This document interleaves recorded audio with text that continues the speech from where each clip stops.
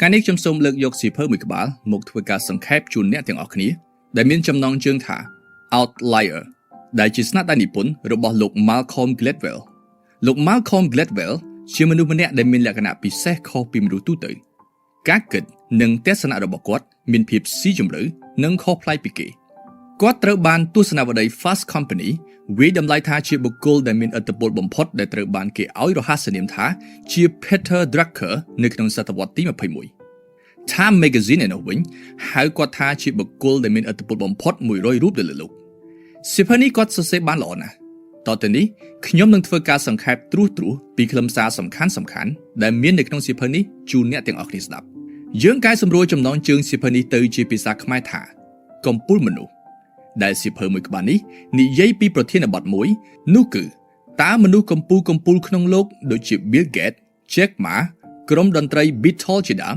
ហេតុអ្វីបានជាពួកគេទទួលបានជោគជ័យខ្លាំងនៅក្នុងវិស័យរបស់គេតើនៅពីក្រោយភាពជោគជ័យរបស់បុគ្គលទាំងនោះមានហេតុផលសំខាន់អ្វីខ្លះតើយើងអាចរៀនបានអ្វីខ្លះពីពួកគេយើងគ្រប់គ្នាយល់ថាមនុស្សដែលអាចដើរដល់ចំណុចកំពូលក្លាយជាមហាសេដ្ឋីអ្នកជំនួញជោគជ័យបុគ្គលល្បីបានតើតែគេធ្លាប់ឆ្លងកាត់នៅរឿងរ៉ាវឈឺចាប់ឆ្លងកាត់ឧបសគ្គពិបាករាប់ភ្លេចយើងធ្លាប់ឃើញវីដេអូប្រវត្តិរបស់បុគ្គលល្បីទាំងនោះជាទូទៅគឺមានកុមារភាពឈឺចាប់ក្រីក្រលំបាកឆ្លងកាត់ការតស៊ូជាច្រើនឆ្នាំហើយចុងក្រោយក្លាយជាបុគ្គលជោគជ័យដោយសពថ្ងៃនេះប្រវត្តិរបស់ពួកគេស្ដាប់ទៅហាក់បីដូចជាប្រហាក់ប្រហែលគ្នានេះឯងហាក់បីដូចជាតតែឆ្លងកាត់ការឈឺចាប់អ្វីមួយរួមទាំងការខិតខំប្រឹងប្រែងដកខាត់ខ្លួនឯងខ្លាំងណាស់ទើបទទួលបានជោគជ័យជាពិសេសវាពាក់ព័ន្ធទៅនឹងចរិតរបស់បុគ្គលនោះតែម្ដងនៅក្នុងសៀវភៅនេះបានលើកឡើងថាហេតុផលទាំងអស់នេះមិនគ្រប់គ្រាន់នឹងវាយតម្លៃពីហេតុផលនៃភាពជោគជ័យរបស់គាត់ទេយើងទទួលស្គាល់ថាបុគ្គលខ្លះមានភាពឆ្លៀសវៃនិងភាពប៉ិនប្រសប់ពីកំណើតតែការអប់រំនិងបរិយាកាសរស់នៅរបស់គាត់ធ្វើឲ្យគាត់អាចមើលឃើញច្បាស់ជាងរៀនបានច្រើនជាងនិងធ្វើបានច្រើនជាងអ្នកដទៃដូច្នេះបើយើងអង្កេតមើលទៅលើបុគ្គលជោគជ័យទាំងនោះដោយគ្រាន់តែធ្វើការវិតម្លៃទៅលើសកម្មភាពរបស់គាត់តែមួយមុខគឺមិនគ្រប់គ្រាន់ទេយើងត្រូវមើលទៅលើសាវតាការអប់រំជីវិតដែលគាត់បានឆ្លងកាត់និងការសម្រេចចិត្តសំខាន់ក្នុងជីវិតរបស់គាត់ទាំងនេះទើបជាអ្វីដែលធ្វើឲ្យគាត់ទទួលបានជោគជ័យពិតប្រាកដអ្វីដែលសៀវភៅមួយក្បាលនេះចង់បង្ហាញដល់យើងមិនមែនអាកំបាំងជោគជ័យរបស់បុគ្គលណាម្នាក់ទេតែគេធ្វើការសិក្សាស្រាវជ្រាវឡើងវិញសង្ខេបចេញជារូបមន្តមកធ្វើការបង្ហាញត្រង់ប្រាប់យើងពីគន្លឹះជោគជ័យរួមគ្នាមួយរបស់កំពូលមនុស្សទាំងនោះគ្រប់សម័យកាលពេលបានអានសៀវភៅនេះហើយខ្ញុំទទួលបាននៅចំណុចសំខាន់ល្អជាច្រើនដែលខ្ញុំនឹងធ្វើការចែករំលែកទៅកាន់អ្នកទាំងអស់គ្នា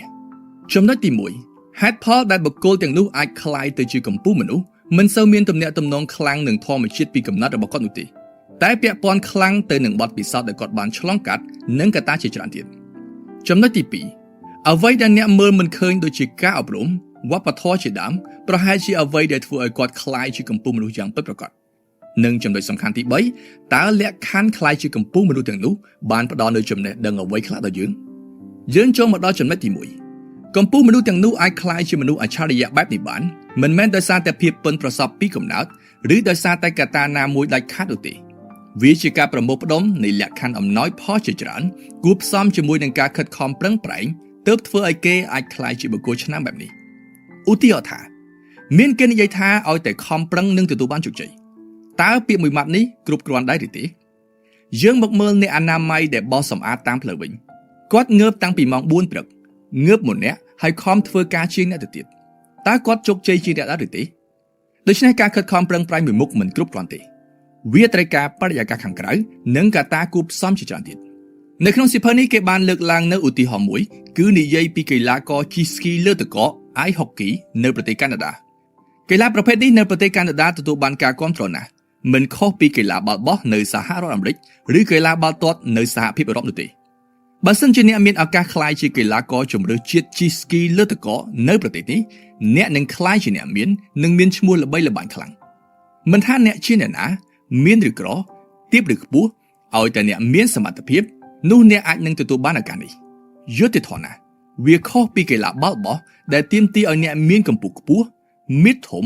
និងកម្លាំងខ្លាំងទើបអាចប្រៀបជាមួយអ្នកដទៃឬអាចក្លាយជាកីឡាករ NBA បាន ចំពោះការលើកឡើងដែលនិយាយថាការជ្រើសរើសកីឡាករជិះស្គីលើទឹកកកមានភាពយុត្តិធម៌និងស្មារតីនេះអ្នកនិពន្ធមិនយល់ស្របទេទើបគាត់បានធ្វើការសិក្សាស្រាវជ្រាវយ៉ាងស៊ីជម្រៅទៅលើកីឡាមួយនេះគាត់បានយកតារាងឈ្មោះកីឡាករជម្រើសជាតិទាំងនោះមកមើលហើយក៏បានឃើញនៅបាតុភូតចម្លែកមួយដែលធ្វើឲ្យគាត់គិតមិនយល់ទាល់តែសោះនោះគឺថ្ងៃខែឆ្នាំកំណើតភាគច្រើនរបស់កីឡាករជម្រើសជាតិទាំងនោះគឺសុទ្ធតែកើតនៅខែ1ខែ2ឬខែ3ទាំងអស់ក្នុងចំណោមសមាជិកក្រុម25នាក់មាន17នាក់ទៅហើយកើតនៅ3ខែដំបូងដើមឆ្នាំហេតុអ្វីបានជាចៃដន្យយ៉ាងនេះក្រោយមកទើបគេរកឃើញថាតាមពិតក្រុមកីឡាជិះស្គីលើទឹកកកនេះគេចែកក្រុមទៅតាមអាយុអ្នកកើតក្នុងឆ្នាំតែមួយគឺស្ថិតនៅក្នុងក្រុមតែមួយដូចជាអ្នកកើតនៅក្នុងថ្ងៃទី1ខែ1ឆ្នាំ1990និងអ្នកដែលកើតនៅថ្ងៃទី31ខែ12ឆ្នាំ1990គឺស្ថិតនៅក្នុងក្រុមជាមួយគ្នាព្រោះកើតឆ្នាំ1990ដូចគ្នាតែជាក់ស្ដែងទោះបីជាកើតក្នុងឆ្នាំតែមួយក្តីតែអាយុខុសគ្នាស្ទើរពេញមួយឆ្នាំឯណោះបាននិយាយចំពោះការជ្រើសរើសក្នុងចំណោមកីឡាករក្មេងៗទាំងនោះមួយឆ្នាំគឺមានភាពខុសប្លែកគ្នាច្រើនណាស់មិនថាចំណេះដឹងកាយសម្បទាឬការវឹកហាត់នោះទេដូច្នេះអ្នកដែលកើតនៅដើមឆ្នាំតិចក៏ដោយច្រើនក៏ដោយគឺមានប្រៀបជាងអ្នកដែលកើតនៅចុងឆ្នាំហើយដូច្នេះហើយបានជាគេឃើញក្រុមជម្រើសជាតិដែលឈ្នះលើកពានភាគច្រើនជាសមាជិកក្រុមកើតនៅដើមឆ្នាំច្រើនសរុបមកវិញយើងឃើញថាកត្តាដែលធ្វើឲ្យកីឡាករមួយទទួលបានជោគជ័យគឺវាពាក់ព័ន្ធទៅនឹងថ្ងៃខែឆ្នាំកំណើតរបស់គាត់ទៅវិញបើសិនជាអ្នកកើតចំពេលចុងឆ្នាំនោះឱកាសដែលអ្នកអាចក្លាយជាកីឡាករជម្រើសជាតិជិះស្គីលើទឹកកកមានតិចតួចណាស់ព្រោះចាញ់ប្រៀបគេត្រង់គេកើតមុនយើងជាច្រើនខែតែយើងត្រូវបានជ្រើសរើសមកវឹកហាត់ក្នុងក្រុមតែមួយដែលធ្វើឲ្យយើងមានសមត្ថភាពបណ្ឌិតខ្លួនដូចគេឃើញទេដំបូងយើងនិយាយថាឲ្យតែខំប្រឹងគង់នឹងជោគជ័យតែគ្រាន់តែរឿងមួយនេះអាចបញ្ជាក់បានថាខំប្រឹងមួយមុខមិនគ្រប់គ្រាន់ទេវានៅមានកត្តាជាច្រើនទៀតដូចជាពេលវេលាឬបរិយាកាសដែលយើងចាប់កំណើតជាដើមវាក៏ជាកត្តាជាឥទ្ធិពលធំមួយទៅហើយយើងមកមើលច្បាប់ដ៏ល្បីឈ្មោះមួយដែលយើងហៅថាគោលការណ៍10000ម៉ោង The 10,000 Hours Rule ដែលបញ្ជាក់ថាឲ្យតែអ្នកខិតខំប្រឹងប្រែងធ្វើការងារណាមួយក្នុងរយៈពេល10000ម៉ោងនោះអ្នកនឹងក្លាយជាអ្នកជំនាញតែគោលការណ៍មួយនេះអាចទៅរួចក៏អ្នកត្រូវមានលក្ខខណ្ឌអំណោយផលផ្សេងទៀតដែរដូចជាកីឡាជិះស្គីលើទឹកកកនេះជាដើមតើតែអ្នកកើតនៅដើមឆ្នាំខំវឹកហាត់កីឡានេះយ៉ាងយកចិត្តទុកដាក់រយៈពេល10000ម៉ោងទើបអាចមានឱកាសក្លាយជាកីឡាករជម្រើសជាតិបានមួយវិញទៀតទោះបីជាសហព័ន្ធកីឡាករនេះមិនបានកំណត់ថាតើតែអ្នកជាកូនអ្នកមានទើបអាចចូលវឹកហាត់កីឡាជិះស្គីលើទឹកកកនេះក៏ដោយតែជាក់ស្ដែងបើសិនជាជីវភាពគ្រួសាររបស់អ្នកក្រលំបាកអ្នកពិតជាពិបាកនឹងក្លាយជាកីឡាករជម្រើសជាតិណាស់ព្រោះបើសូម្បីតែបាយ3ពេលអ្នកញ៉ាំមិនគ្រប់ផងមានពេលឯណាទៅវឹកហាត់10000ម៉ោងនោះអ្នកឃើញទេទម្រាំតែអ្នកអាចជោគជ័យបានទាល់តែមានកត្តារួមផ្សំគ្នាជាច្រើននៅពេលដែលកត្តាអំណោយផលទាំងនោះប៉ះគ្នាហើយវាប្រៀបដូចជាប្រតិកម្មគីមីអញ្ចឹងរុញច្រានអ្នកទៅកាន់ទីខ្ពស់ឃ្លាតឆ្ងាយពីមនុស្សសាមញ្ញជាច្រើនទៅហើយចំណុចមួយទៀតដែលសំខាន់ជាងគេដែលអាចជះឥទ្ធិពលខ្លាំងដល់ការឈានទៅរកភាពជោគជ័យរបស់បុគ្គលមួយចំនួននោះគឺកត្តាបំរែបំរួលនៃសង្គមឧទាហរណ៍ដូចជាក្នុងទសវត្សរ៍ឆ្នាំ1950ក្រុមមេធាវីសហរដ្ឋអាមេរិកឬមេធាវីសុទ្ធតែជាជនជាតិអាមេរិកស្បែកសទើបអាចចូលធ្វើការក្នុងវិស័យនេះបានជនជាតិជីវិតបើទោះបីជាមានចំណេះដឹងខ្ពង់ខ្ពស់រៀនសាលាល្បីក៏ដោយដោយសារតែគ្មានសញ្ជាតិដើមជាជនជាតិស្បែកសក៏មិនអាចចូលធ្វើជាមេធាវីបានដែរគេមានតែចាំទទួលការងារដែលសេសសល់កំពេចកំពុកពីក្រុមមេធាវីស្បែកសឬចេញទៅរកស៊ីក្នុងវិស័យផ្សេងការងារដែលក្រុមមេធាវីជីវិតទទួលសុទ្ធតែជាការងារចំនួនរឿងក្តីក្តាំដែលសល់ពីក្រុមមេធាវីស្បែកសមិនទទួលរីឯក្រុមមេធាវីស្បែកសវិញទទួលតែការងារណាដែលមានលុយធំដូចជាជួយក្រុមហ៊ុនធំឡើង IPO ទិញលក់ភាគហ៊ុនជាដើមមិននឹកស្មានថាមកដល់ទសវត្សរ៍ឆ្នាំ1980រឿងក្តីចំនួនផ្សេងកាត់ឡើងកាន់តែច្រើនទៅហើយទំហំលុយក៏កាន់តែធំឡើងដែលត្រូវប៉ាន់ក្រុមមេធាវីជីវិតនៅពេលនោះតែម្ដងគេមានបទពិសោធន៍ស្រាប់ចំពេលដែលបរិបទសង្គមមានការប្រែប្រួលទៅជាបែបនេះទៀតធ្វើឲ្យពួកគេកើបលុយបានបន្តិចឡើយក្រោយមកទៀតគេឃើញមានការិយាល័យមេធាវីធំល្បីនៅ New York Wall Street ជាដើមស្ទើរតែជាអ្នកជំនាន់ក្រោយរបស់ក្រុមមេធាវីជនជាតិជីវិតនេះឯងដូច្នេះត្រង់ចំណុចនេះអ្នកនិពន្ធបានលើកឡើងថាមិនមែនក្រុមមេធាវីជនជាតិជីវិតឆ្លាតជាងអ្នកដទៃប្រមោលមើលដឹងពីឱកាសមុនគេនោះទេតែដោយសារតែកលៈទេសៈ បង្ខំឲ្យទៅជាបែបនេះចំពេលដែលសង្គមមានការផ្លាស់ប្ដូរគ្រោះប្រែទៅជាលៀបទៅវិញមានមេធាវីម្នាក់និយាយថាមិនមែនមកពីមេធាវីជនជាតិជីវិតឆ្លាតដូចអ្នកទាំងអស់គ្នាគិតនោះទេវាជារឿងចៃដន្យដែលពួកគេបង្ខំចិត្តទទួលការងារដែលសេសសល់ពីគេមិនទទួលគេធ្វើការនេះរាប់សិបឆ្នាំមកហើយអ្នកណាតែដឹងថាវាคล้ายទៅជាឱកាសមួយប្រវេចភ្នែកដោយពុំចាំបាច់ត្រៀមខ្លួនអ្នកថាទៅមើលមេធាវីស្បែកសមិនខំប្រឹងទេមែនទេគេខំប្រឹងណាស់គេខំប្រឹងជាងមេធាវីជីវិតទៅទៀតតែចុងក្រោយបែរជាទទួលបានលទ្ធផលផ្សេងគ្នាទៅវិញអ្នកនិយាយទៅមើលអ្នកណាទៅអាចបកស្រាយរឿងនេះបានដូច្នេះការខិតខំតែមួយមុខមិនប្រកាសថាជោគជ័យទេការជ្រើសរើសត្រូវក៏ជាកត្តាសំខាន់ដែរសរុបមកវិញអ្នកនិពន្ធលើកឧទាហរណ៍ខាងលើច្រើនយ៉ាងនេះគឺចង់បង្ហាញប្រាប់យើងថាការដែលអាចក្លាយជាបុគ្គលលេចធ្លោក្លាយជាកម្ពុជាមនុស្សបានវាមានកត្តាច្រើនណាស់ដូចជាពេលវេលានិងទីកន្លែងអ្នកកើតវប្បធម៌ចំណេះដឹងភាពប៉ិនប្រសប់ពីកំណើតការឧស្សាហ៍ព្យាយាមនិងខិតខំប្រឹងប្រែងការវឹកហាត់ចំណេះជំនាញបទពិសោធន៍ការសម្រេចចិត្តសំខាន់និងសំណាងជាដើម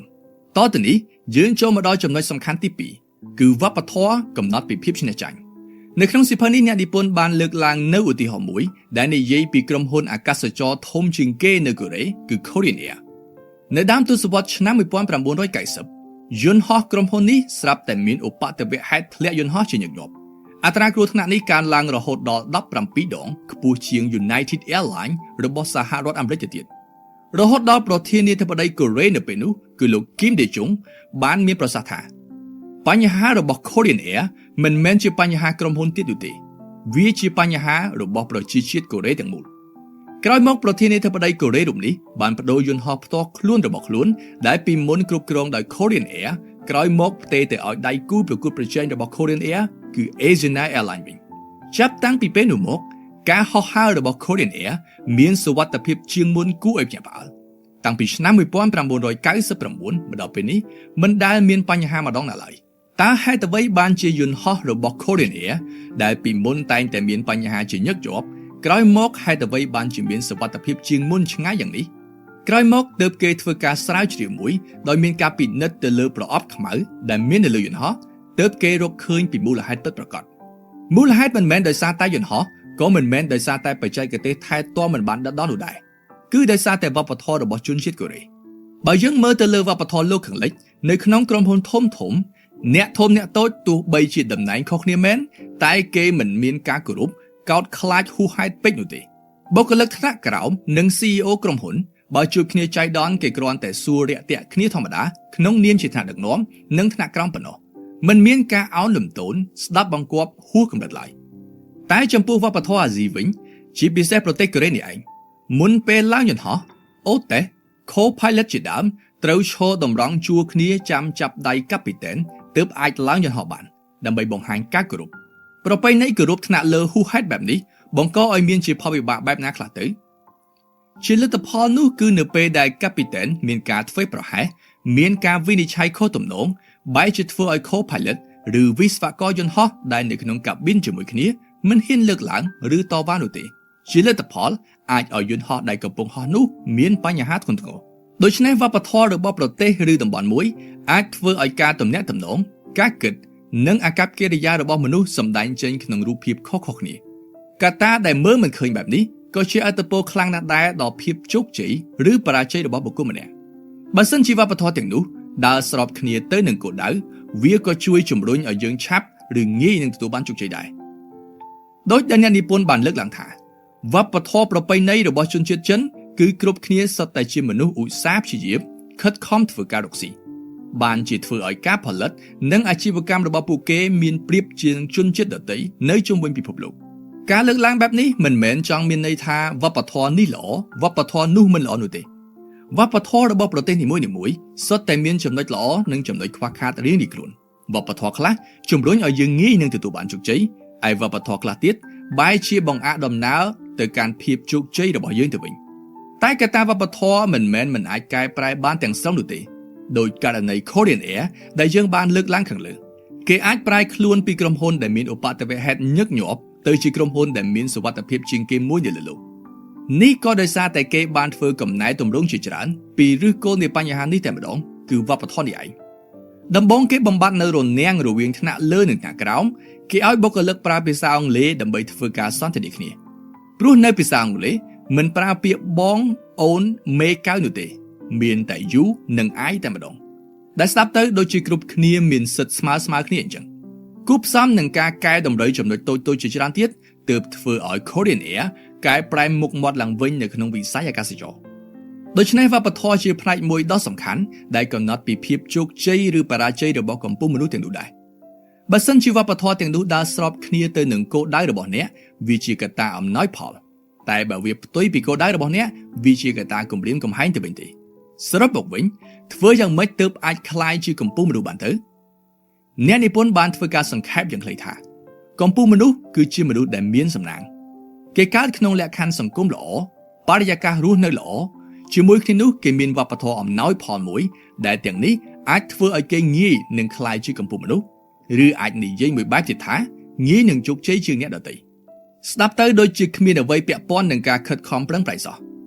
នេះហើយជាចំណុចទី3នៅក្នុងសៀវភៅនេះដែលយើងនឹងមកធ្វើការពិភាក្សាគ្នា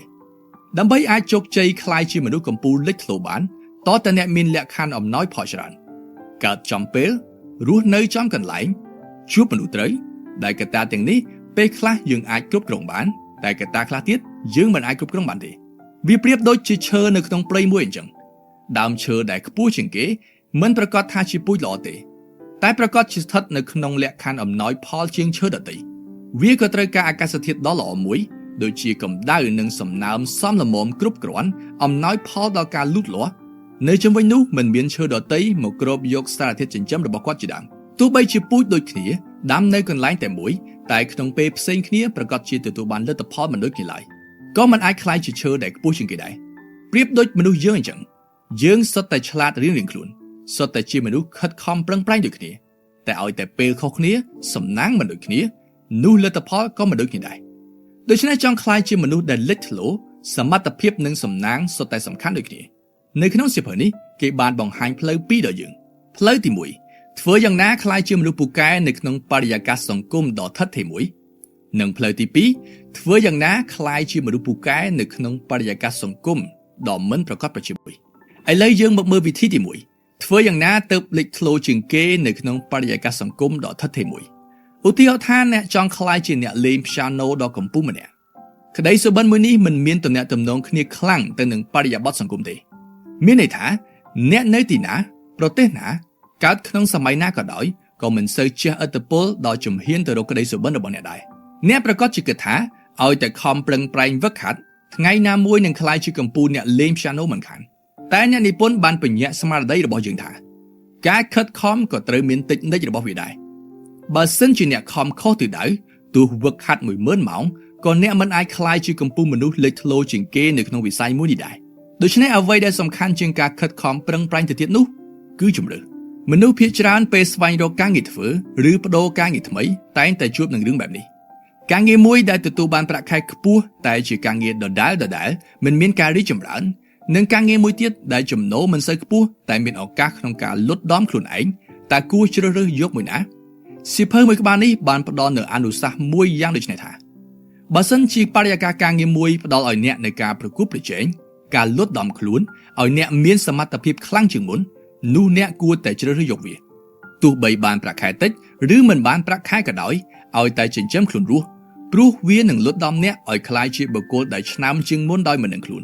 បើសិនជាអ្នកអាចដកខាត់ខ្លួនឯងក្លាយជាកំពូលមនុស្សលេចធ្លោជាងគេ10នាក់នៅក្នុងវិស័យណាមួយមិនថាវិស័យនោះជាវិស័យអ្វីនោះទេនោះលុយនឹងរត់ទៅរកអ្នកភាពជោគជ័យក៏កាន់តែនៅគៀកចូលអ្នកដែរដោយពាក្យខ្មែរមួយម៉ាត់និយាយថាចេះ10មិនស្មើប្រសពមួយវិធីទី2ធ្វើយ៉ាងណាក្លាយជាមនុស្សពូកែនៅក្នុងបរិយាកាសដែលមិនប្រកបប្រជានិងមានភាពបត់បែនខ្ពស់ដូចជាមហាសេដ្ឋី Jack Ma Bill Gates ជាដើមពួកគាត់ទទួលបានជោគជ័យខ្លាំងយ៉ាងនេះគឺដោយសារតែគាត់បានឆ្លងកាត់នៅបរិយាបន្នសង្គមមួយដែលមានភាពបត់បែនខ្ពស់ជាពិសេសក្នុងបរិបទបច្ចេកវិទ្យា Jack Ma គាត់បានចូលក្នុងវិស័យ e-commerce និងបានពុះពីឧបសគ្គគ្រប់បែបយ៉ាងជាង10ឆ្នាំទើបអាចទទួលបានលាភសក្ការៈពីអ្វីដែលគាត់បានធ្វើយើងដឹងហើយថាដំណើរសហគ្រិនភាពជាពិសេសក្នុងវិស័យបច្ចេកវិទ្យាមិនមែនជារឿងងាយស្រួលអ្វីឡើយ Bill Gates ក៏ដូចគ្នាដែរនៅពេលដែលគ្រប់គ្នាមិននឹងស្គាល់ផងថាកុំព្យូទ័រជាអ្វី គាត់បានដកខាត់ខ្លួនឯងឲ្យចេះសរសេរកូដអស់រាប់ម៉ោងទៅហើយរហូតដល់ពេលដែលមនុស្សគ្រប់គ្នាចាប់ផ្ដើមចេះប្រើប្រាស់កុំព្យូទ័រ Bill Gates ជាអ្នកជំនាញលើអ្នកជំនាញទាំងឡាយនៅលើពិភពលោកទៅហើយបែបនេះចង់បរាជ័យក៏ពិបាកដែរនេះបញ្ជាក់ឲ្យឃើញថាបើសិនជាយើងចង់ទទួលបាននូវលាភសក្ការៈមុនគេនៅពេលដែលបរិបទសង្គមមានការប្រែប្រួលមិនទៀងទាត់បែបនេះវាទាមទារឲ្យយើងមានសមត្ថភាពក្នុងការប្រមាលមើលពីអនាគតនៅពេលដែលយើងដើរនៅលើផ្លូវនេះការជ្រើសរើសសំខាន់ជាងការខិតខំប្រឹងប្រែងឆ្ងាយណាស់ត្រូវតែរៀនមើលពីឱកាសនិងចាប់ឱកាសឲ្យបានលើពីនេះអ្នកត្រូវលះបង់ពេលវេលា 10000 ម៉ោងដើម្បីវឹកហាត់ខ្លួនឯងឲ្យក្លាយជាអ្នកជំនាញនៅក្នុងវិស័យនេះដើម្បីត្រៀមខ្លួនទទួលយកឱកាសនោះមកដល់ទី3អ្នកក៏ត្រូវមានសំណាងតិចតួចដែរព្រោះនៅពេលដែលយើងចំណាយពេលវេលាដកខាត់ខ្លួនឯងក្លាយជាអ្នកជំនាញហើយនោះ